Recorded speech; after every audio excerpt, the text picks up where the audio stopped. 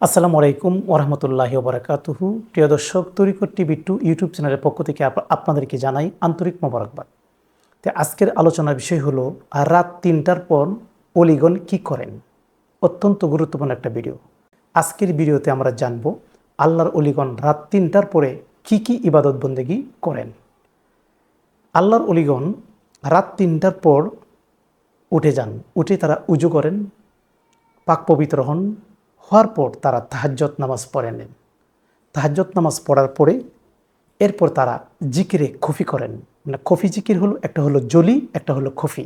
জলি মানে কি উচ্চ কণ্ঠে জিকির, আর খফি মানে কলবে জিকির, অন্তরের জিকির। আল্লাহর অলিগণ তাহাজ্জুদের নামাজ শেষ করে দ্বিতীয় যে ইবাদতটা করেন সেটা হলো কি জিকিরে খফি, মানে অন্তরে জিকির, কলবের জিকির। অনেকক্ষণ তারা খফি জিকির এবং অন্তঃকরণের জিকির, কলবে জিকির চালিয়ে যান। তারপর আবার তারা মোরাকাবায় লিপ্ত হয়ে যান।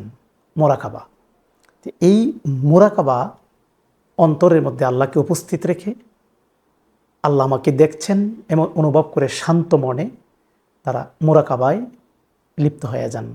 যখন মোরাকাবায় মত্ত হন তখন তাদের কলবে বেঁধে নূর আসতে থাকে। এবং ৪ নম্বর যে ইবাদতটা করেন আল্লাহর অলিগণ সেটা হলো চোখের পানির ইবাদত।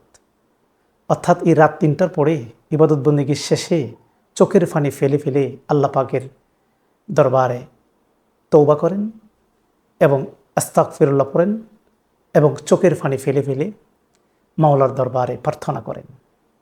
হাদিস শরীফে আছে, রাসূলুল্লাহ সাল্লাল্লাহু আলাইহি সাল্লাম বলেছেন, যে চোখ দিয়ে আল্লাহর ভয়ে একটু অশ্রু বের হয়, পানি বের হয়, সে চোখ কখনো জাহান্নামে যাবে না।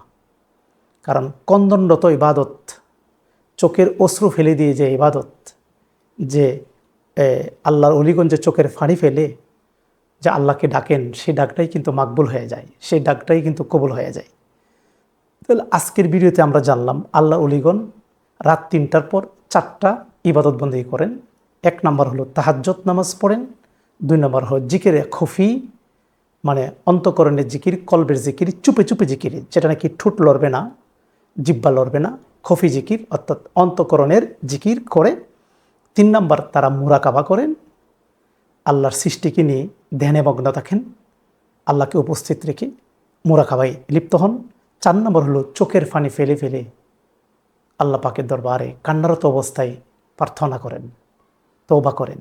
তাহলে আমরা যদি এই ইবাদত বন্দেগীগুলা চালিয়ে যাই, ইনশাল্লাহ প্রত্যেকে আল্লাহর মহসেন বান্দা হয়ে যাবেন এবং আল্লাহর প্রিয় বান্দা হতে পারবেন এই আল্লাহর অলিগণের এই আমলগুলা চালিয়ে গেলে। প্রিয় দর্শক, আপনারা সবসময় তরিকত টিভি 2 ইউটিউব চ্যানেলে চোখ রাখবেন। আর আমি নিত্য নতুন বিষয়গুলো নিয়ে কোরআন হাদিসের আলোকে আপনাদের সামনে উপস্থিত হব। আর অনেকে আপনারা আমার সাথে সাক্ষাৎ করতে চাচ্ছেন। আমি ঢাকাতে বসি, মধ্যে দিয়ে অনেক গ্যাপ গিয়েছিল, আমি বসছিলাম না, এখন আবার বসার সিদ্ধান্ত নিয়েছি। এখন আমি ঢাকাতে মাসে 2 দিন বসি। আপনার স্ক্রিনের নাম্বারে যোগাযোগ করে কনফার্ম হয়ে নেবেন, আপনারা আমার সাথে মিরপুর শেওড়াপাড়াতে আমার সাথে যোগাযোগ করতে পারবেন। আজকে কথা বলেই আপনার কাছে বিদায় করছি। ওয়াকির দাওয়ানা আনিল হামদুলিল্লাহি রাব্বিল আলামিন।